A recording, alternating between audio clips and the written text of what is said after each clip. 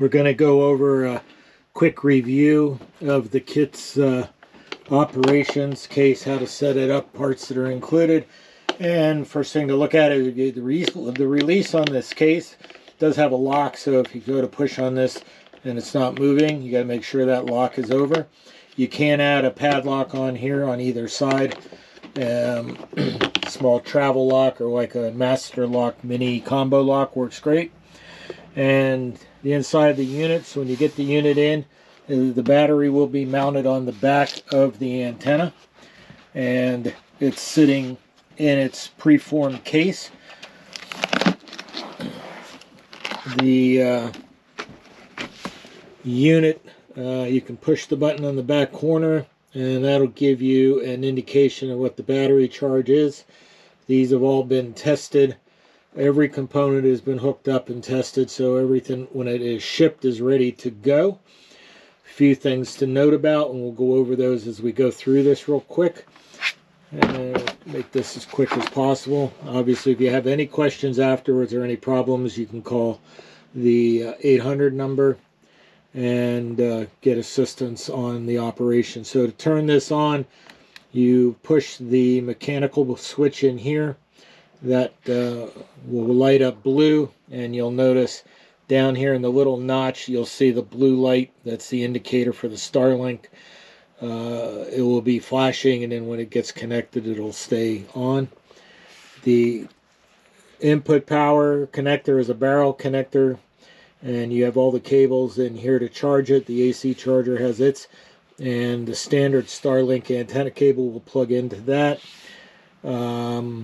Excuse me, the Starlink cable will plug into it, but it is not a power out, it is a power in only, and it does do pass-through charging. So when you're charging on that connector, you can be using the power coming out of it to the antenna and keeping this battery pack up on a charge.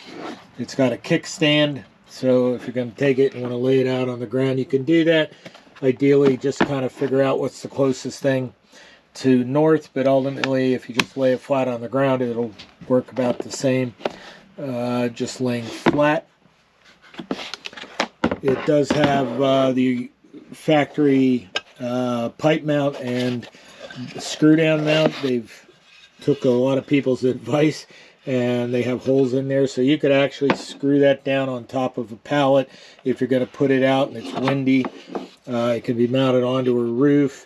You know, anything you can think of where you can get through those holes, you could get that mounted down for your application. The most common one we see and use is screwing it down to a pallet to give it some weight if it's going to go up on a roof in particular. The original leg is here, so if you take the battery off, you can run this with the battery off, and this is with the configuration we have set up for you. You can put the pedestal on, you can plug the power cable into the back. That's the factory charger that charges from 110, and it's a 20 volt, it's actually a 20 volt input. You've got a Star Gear. This is a 12 volt to 20 volt up converted plug, so the factory Starlink cable plugs in there with the weather seal, and you can run that cord. So if you have this sitting up on the roof of a vehicle being used, you could take the factory cable, plug it into the 12 volt adapter, bring it up and plug it into the power input to the battery, and that'll keep the battery charged. Now if your voltage drops, if you see that's not charging, start your vehicle up, because it does like to see 13 or 14 volts preferably, because this is normally a 12 volt, or correction, 20 volt input is what they're using, 20 to 30, and that's on the charger. This is a 30 volt 2 amp, so ideally something 20 volts and up is what it likes to see, and this runs around 24. But if your 12 volt in is not coming in at the proper voltage, and you don't have the proper amperage capability coming from your cigarette lighter plug, it may not work, and you'll see that it's not charging. So if you see it where it's not charging on that, start the vehicle up. If you're on a vehicle and you want to use the AC cord, you can use the adapter.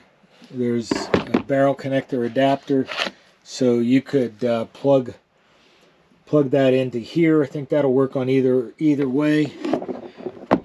Let's give it a try. It should take that plug in there. Yeah, so that'll fit into that, and then the standard Starlink cable will fit in here, and you can bring the other end of that. You can bring the other end of that up, plug it in that way. All right, so you can also feed AC with this up direct from either a car inverter, or if you're in a trailer, command vehicle, something like that. Gives you those options. And you can also use, okay, so you have the double barrel connector can be used. You can pull the battery pack off of the unit. And if you wanted to put the antenna on the pipe mount, stick it outside, or put it on a pallet and then power it from inside, and you wanted to have backup power instead of, you can put that adapter onto the battery pack like that. All right, and then you can plug in the factory cable to the other side of it and use the battery to power it, just like this. But more than likely you'd want to have this inside, and then you would take the factory power supply and plug that into the battery pack. And now what you're doing is you're running the Starlink. You're seeing power's coming up. You're running the Starlink off of the battery pack with pass-through charging from the AC wall adapter, so that if you lose your 110, you got 4 hours at least of battery to keep the antenna going. Alright, and repack everything up. We've got put the battery back onto the unit if we're going to pack it up for travel, and you just slide that up, snap it up in there, and the release is right here. You pull back on that and slide it off the back if you need to take it off. Alright, fold the leg down. Okay, and we want to, as you see, we've got a power indicator, so it's getting power all right. And put the cap back on, make sure the power's off. Battery's got level 3 charge, so it's still got a frozen charge on it. You want to charge it every time you use it, ideally. And if it's in storage, I would charge it probably at least once a month if you set up a charge routine. If not, you might want to do it maybe every 2 weeks. But you know, kind of see how your battery goes. You can check on it. If it gets down below the 3rd level, it gets down to 1 or 2, you should definitely want to give it a charge and let it sit for a while. That's basically it. Goes back in, battery side up on it, and you should have our numbers, the 800 numbers on here. My card's on it. You can give an 800 number call. You'll get myself or Dennis, and that's basically it. Cables go in the bottom with the AC 110 power supply. And that's all there is to it. Any questions or problems, you got the number. Give us a call. And it's a nice kit, works really well.